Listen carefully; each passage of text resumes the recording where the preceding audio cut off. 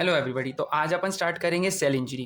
अब आपने को पता है सेल इंजरी एक वैसा चैप्टर है जो सबसे पहले आपको पैथोलॉजी में बताया जाता है। और नॉर्मल सेल सेल इंजरी का मीनिंग अपन क्या समझते हैं, जैसे एक नॉर्मल ह्यूमन है। अब नॉर्मल ह्यूमन या आपको कोई टाइप का डिस्कम्फर्ट दिया गया, वो डिस्कम्फर्ट या किसी तरीके का डिजीज़ में हो गया या किसी तरीके का डैमेज हो गया या चोट हो गई, किसी भी तरीके का एक स्टिमुलस जो आपके लिए हार्मफुल है, उसको बोलते हैं अपन नॉक्शियस स्टिमुलाई। अब नॉर्मल सेल को अगर मैं एक नॉक्शियस स्टिमुलाई दूँ, जैसे स्ट्रेस हो गया, एकदम कम लेवल का है या नॉन हार्मिंग है, बस डिसकम्फर्टिंग है, तो अपन तो उसको अडेप्ट कर लेंगे कि हमने नॉर्मल उसका अडेप्टेशन कर दिया कि उसके हिसाब से सेट होगा। या अपन जैसे एग्जांपल लेके हम सो रहे, अब सोते सोते अपने को लगता है ना कि ठीक पोजीशन नहीं है, अपने को चेंज करना है तो हम करवट ले लेते हैं, तो अडेप्ट कर लेते हैं हम उस अनकंफर्टेबल चीज़ के लिए, कुछ चेंजेस ला लेते हैं अपने अंदर। या फिर हम कोई एक हार्मफुल, डैमेजिंग या नॉक्शियस स्टिमुलाई देते हैं, तो उससे क्या होती है, सेल इंजरी। अब सेल इंजरी में क्या हो रहा है बेसिकली, अब सेल इंजरी दो टाइप की किन किन चीज़ों के कारण हो सकता है। या तो मैं कोई हार्मफुल चीज़ दूँ जो छोटे समय के लिए है और हल्की चीज़ है, एक हल्का डैमेजिंग स्टिमुलस दिया है, माइल्ड या ट्रांजिएंट बोलते हैं जिसको अपन। ट्रांजिएंट का मतलब होता है क्विक फिनिशिंग। अब इस स्टिमुलस के कारण हमारा सेल वापस नॉर्मल में जा सकता है, डैमेज हो गया तो अब नॉर्मल सेल इंजरी वापस कन्वर्ट हो सकती है इनटू नॉर्मल सेल, तो इसको बोलते हैं अपन रिवर्सिबल सेल इंजरी। या फिर क्या हुआ, हमने एक नॉन हार्मफुल स्टिमुलस दिया जो डिसकम्फर्टिंग है, पर हम उसको अडेप्ट नहीं कर पा रहे, तो वो नॉर्मल स्ट्रेस वाली जो चीज़ है वो एट दी एंड बदल जाएगी इनटू क्या नाम से, सेल इंजरी, क्योंकि इनएबिलिटी टू अडेप्ट, हम अडेप्ट नहीं कर पा रहे, उसके कारण वो नॉन हार्मफुल स्टिमुलस में बदल गया। अब अगर हम एक स्टिमुलस है जो एकदम सीवियर है या प्रोग्रेसिंग है, बहुत टाइम से बहुत ज़्यादा दिया जा रहा है, बहुत तेज़ इंटेंसिटी का है, तो क्या किया जाए, तो क्या होता है अपने बॉडी में इरिवर्सिबल इंजरी होता है। सेल की irreversible injury at the end will lead to cell death. अब सेल डेथ के क्या रीज़न, सेल डेथ किस टाइप का होता है, या तो हम एपोप्टोसिस कर लेंगे या तो हम नेक्रोसिस कर लेंगे। एपोप्टोसिस को अपन 11-12 हर समय से पढ़ते आ रहे हैं, किसको अपन बोलते हैं, programmed cell death, planned cell death. Cell पूरी प्लानिंग करती है कि मैं ऐसे मारूंगी।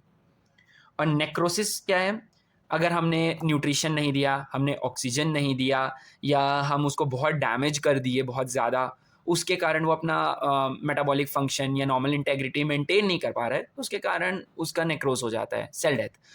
तो अपन एपोप्टोसिस को बेसिकली बोल सकते हैं इट्स प्रोग्राम सेल डेथ, मतलब ये एक तरीके से बेसिकली सुसाइड, कि सब प्लान करता है मैं ऐसा ऐसा ऐसा ऐसा करके मर जाऊंगा। और नेक्रोसिस में क्या है, हमने ना उसको ऑक्सीजन दिया, ना खाना पानी दिया, उसको डैमेज करते गए, इतना डैमेज करे कि वो अब अपने आप को मेंटेन नहीं कर सकता, तो ये तो necrosis is basically a murder. तो एपोप्टोसिस को अपन एज अ क्या नाम से सुसाइड की तरह देखते हैं, जो कि अच्छी चीज़ नहीं है, मत करना कभी भी, इट्स नॉट एक्सेप्टेबल। अडेप्टेशन में क्या हो गया, अब ये अडेप्टेशन को अपन क्या समझते हैं, अपन ने बोले यहाँ पे अपन नॉर्मल सेल को अपन ने कोई स्टिमुलस दिया और वो अडेप्ट कर गया, तो अडेप्टेशन का मीनिंग क्या है। अडेप्टेशन को अगर डेफिनेशन देखें तो डेफिनेशन होता है कि reversible structural and functional response to physiological and pathological changes, कोई भी टाइप का स्ट्रक्चरल या फंक्शनल चेंज जो अपने एक फिजियोलॉजिकल या पैथोलॉजिकल चेंजेस को सर्वाइव करने के लिए हेल्प करते हैं, रिवर्स करने में हेल्प करते हैं, उसको बोलते हैं अपन अडेप्टेशन। उसको और लैंग्वेज में बोले तो new altered steady state achieved by the cell which allows it to survive. कोई भी टाइप का एक अलग स्टेडी स्टेट, एक नॉर्मल फिजियोलॉजिकल या स्टेट में ला देना खुद को, जिससे वो फिजियोलॉजिकल या पैथोलॉजिकल चेंजेस को सर्वाइव कर सकता है। अब एग्जाम्पल में बात करते हैं, जैसे मेरे को किसी शरीर में फॉर एग्जाम्पल मेरे को लिवर में मेरा ब्लड सप्लाई बढ़ाना है, मेरी बॉडी को नीड है, तो सादी सी बात है ब्लड ज़्यादा पहुँचना चाहिए वहाँ पे, तो उसके कारण अपने वेसल्स का हीमोडायनेमिक लोड बढ़ जाता है। अब हमारे वेसल्स में ज़्यादा ब्लड जा रहा है, अब वो ज़्यादा ब्लड जाएगा तो क्या होगा, अब ज़्यादा ब्लड भेजने के लिए अपने हार्ट को ज़्यादा स्ट्रांगली कॉन्ट्रैक्ट करना होगा, तो उसके लिए क्या होगा, अपनी फोर्स बढ़ाएगा, फोर्स बढ़ाने के लिए क्या करेगा वो, और खुद को स्ट्रांग करेगा। अब अपन बोलते हैं ना, अपन जिम जाते हैं, अपनी बॉडी बढ़ाते हैं, तो क्या करते हैं उसके लिए, सिंपल सी चीज़ है, अपन अपने मसल्स को स्ट्रांग करते हैं, मसल्स को एनलार्ज करते हैं, बढ़ाते हैं, मसल फाइबर्स बढ़ाते हैं। तो मायोकार्डियम भी यही करता है, मायोकार्डियल अपने आप को एनलार्ज कर लेता है। ये उस नीड का, ये उस मेटाबॉलिक नीड का या उस सेल नीड को चेंज करने के लिए, को अचीव करने के लिए अडेप्टेशन है। अब अडेप्टेशन तो हमने कर दिया, अब पर ये अडेप्टेड चीज़ ना एक इंजरी के लिए सबसे ज़्यादा ससेप्टेबल होती है, बहुत ज़्यादा, मतलब इसमें कोई इंजरी होने के चांसेस ज़्यादा है, क्योंकि नॉर्मल स्टेट नहीं है, ये एक नया स्टेडी स्टेट है। क्योंकि ऐसा है कि मायोकार्डियल एनलार्ज हो गया, तो उसके कारण उसकी मेटाबॉलिक नीड्स बढ़ गई, अब ज़्यादा फाइबर्स है, ज़्यादा बड़े फाइबर्स हैं, तो उनको मेटाबॉलिज्म ज़्यादा चाहिए भाई, ज़्यादा खाना चाहिए, तो ज़्यादा खाना अब वही बात है, अगर हमने इस चीज़ को मेंटेन कर लिया तो ये तो अडैप्टेड स्टेट में रह जाएगा, हम नॉर्मल ही एक नॉर्मल सेल के अंदर रहेंगे। बट फॉर एनी रीजंस कोई भी टाइप का ब्लॉकेज हो गया या हम उसको हार्ट हमारा ठीक से पंप नहीं कर पा रहा, कार्डियक फेलियर हो रहा है, तो हम उसके कारण हमारी मायोकार्डियल सेल्स की नीड को पूरा नहीं कर पा रहे, तो उसके कारण क्या होगा, फंक्शन लॉस। मायोकार्डियल सेल्स अपनी फंक्शंस को लॉस करना स्टार्ट करेगी। अब वो फंक्शन कम होता जाएगा तो वो अपनी मेटाबॉलिक रेट और अपनी इंटेग्रिटी मेंटेन नहीं कर पाएगी, तो उसके कारण क्या होगा, myocardial cell will undergo necrosis. अब नेक्रोसिस, अब क्या होता है, मायोकार्डियल सेल का नेक्रोसिस होने क्या बोलते हैं, हार्ट अटैक या myocardial infarction. This is your basic overview कि सेल इंजरी क्या है और एट द एंड क्या होता है। अब हम देखें तो क्या है causes of cell injury. Causes of cell injury क्या होता है, causes of cell injury is basically उन सारी चीज़ें जिनके कारण हमारी सेल को कोई भी टाइप का हार्म या डेथ की तरफ लीड कर सकता है। तो क्या हो सकता है, सबसे पहले सबसे कॉमन चीज़ है, सबसे कॉमन चीज़ क्या है अपने लिए, ऑक्सीजन डेप्रीविएशन। हमारी सेल को, हमारे बॉडी की सेल्स को ऑक्सीजन ना मिलना इज़ वेरी, अपन सब जानते हैं, बहुत डेंजरस चीज़ है। अब ऑक्सीजन डेप्रीविएशन हो गया तो अपन क्या बोल सकते हैं, ऑक्सीजन डेप्रीविएशन को बोलते हैं अपन हाइपॉक्सिया। अब हाइपॉक्सिया हो रहा है मतलब क्या, ऑक्सीजन पहुंच नहीं रहा, और hypoxia is the most common reason for cell injury. और हाइपॉक्सिया के सबसे मोस्ट कॉमन रीजंस क्या होते हैं, सबसे पहले आता है इस्कीमिया। इस्कीमिया का मतलब क्या होता है, इस्कीमिया का मतलब होता है बॉडी में ब्लड, किसी भी ऑर्गन को ब्लड फ्लो कम हो जाना। जैसे मेरे लीवर को अभी ब्लड की सप्लाई चाहिए थी, मैं ठीक से ब्लड फ्लो नहीं कर पाया, तो वहाँ क्या हो गया, लिवर में इस्कीमिया हो गया। तो ब्लड फ्लो कम करना उसको बोलते हैं इस्कीमिया। दूसरे नंबर पे आता है एनीमिया। एनीमिया का क्या मतलब होता है, हमारे ब्लड का ऑक्सीजन कैरिंग कैपेसिटी कम होना, हमारे ऑक्सीजन वहाँ पहुँच ही नहीं पा रहा है, भले हमारी बॉडी में ऑक्सीजन इनफ आ रहा है पर हमारा ब्लड उसको लेके नहीं जा पा रहा, तो उसको बोलते हैं अपन एनीमिया। और क्या हो सकता है, cardio respiratory arrest. Cardio respiratory arrest का मतलब क्या होता है, अब हार्ट का क्या काम होता है, ब्लड को पहुंचाना, ब्लड को किसी ऑर्गन से पहुंचाना और ऑर्गन से लेके आना, ये काम होता है। और क्या चीज़ हो गया, रेस्पिरेटरी फंक्शन क्या हो गया, ऑक्सीजन हम इनहेल करेंगे, वही चीज़ ब्लड में जाएगी, वही चीज़ हार्ट पंप करेगा। अब कोई भी टाइप का कार्डियोलॉजिकल इशू या रेस्पिरेटरी इशू या इन दोनों के बीच जो म्यूचुअल फंक्शनिंग है उनके बीच कोई इशू होता है, तो उसके कारण भी हमें हाइपॉक्सिया होता है। तो ये चीज़ हो गई। अब आते हैं अपन फिजिकल एजेंट्स में। फिजिकल एजेंट्स क्या है, फिजिकल एजेंट्स में आता है हमें चोट लग गई या किसी टाइप का प्रिकिंग हो गया बहुत स्ट्रॉन्ग, तो उसके कारण हमारा सेल को इंजरी हो गया, तो उसको बोलते हैं मैकेनिकल ट्रॉमा या एक्सट्रीम टेम्परेचर्स। अब सादी सी बात है, मैं मेरे शरीर की सेल्स को जला दूंगा तो इंजर तो होंगी।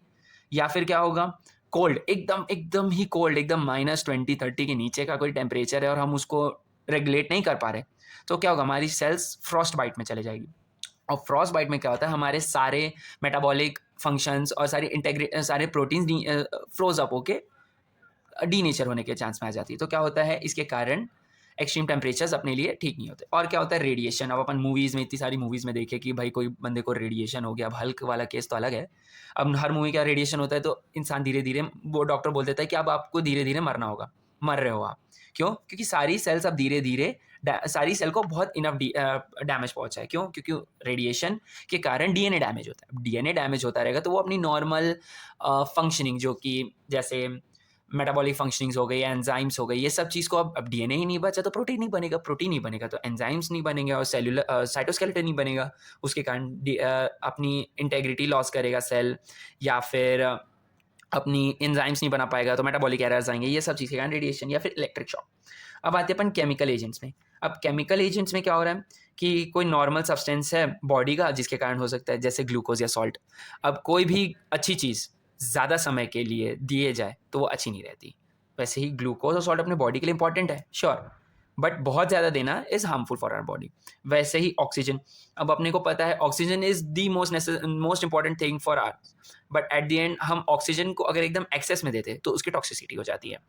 और क्योंकि इसी के कारण शरीर में फ्री रेडिकल्स बढ़ेंगे, फ्री रेडिकल्स इंक्रीज होंगे। और फ्री रेडिकल्स का एक ही काम है, एक कोरोसिव नेचर होता है, ये अपने सेल्स को कोरोड करेंगे या उसको डैमेज करते जाएंगे, क्योंकि वो अपना एक इलेक्ट्रॉन फुलफिल करने के लिए कुछ भी कर सकते हैं फ्री रेडिकल्स, और वो उस चीज़ को पाने के लिए हमारे उस सेल को डैमेज करते हैं। और क्या हो गया, जैसे पॉइजन्स हो गए। अब अपने को सबको पता है, सब सुने, cyanide poisoning, mercurial poisoning, arsenic poisoning, ये सब चीज़ें भी हमारे सेल को डैमेज करती है। एनवायरमेंटल फैक्टर्स क्या क्या हो गए, कार्बन मोनोऑक्साइड, आप सबको पता है कार्बन मोनोऑक्साइड पॉइजनिंग क्या होता है। ज़्यादा कार्बन मोनोऑक्साइड अगर अपने एनवायरनमेंट में है तो वो ऑक्सीजन से ज़्यादा एफिलिएटेड होता है हीमोग्लोबिन से बाइंड करने के लिए। तो अब अपने हीमोग्लोबिन ऑक्सीजन की जगह कार्बन मोनोऑक्साइड पहुँचाएगा। तो ऑक्सीजन अपने शरीर में पहुँच नहीं पा रहा है, एट द एंड क्या हो रहा है, एनीमिया और इस्कीमिया। या क्या हो गया, एस्बेस्टोस हो गया। एस्बेस्टोस अपने लंग को डैमेज करता है, जिससे ऑक्सीजन फुल कैपेसिटी में अपने लंग्स खींच नहीं पाता। और क्या हो गया, अल्कोहल, वाहियात चीज़ नहीं करना। इन्फेक्शियस एजेंट क्या है?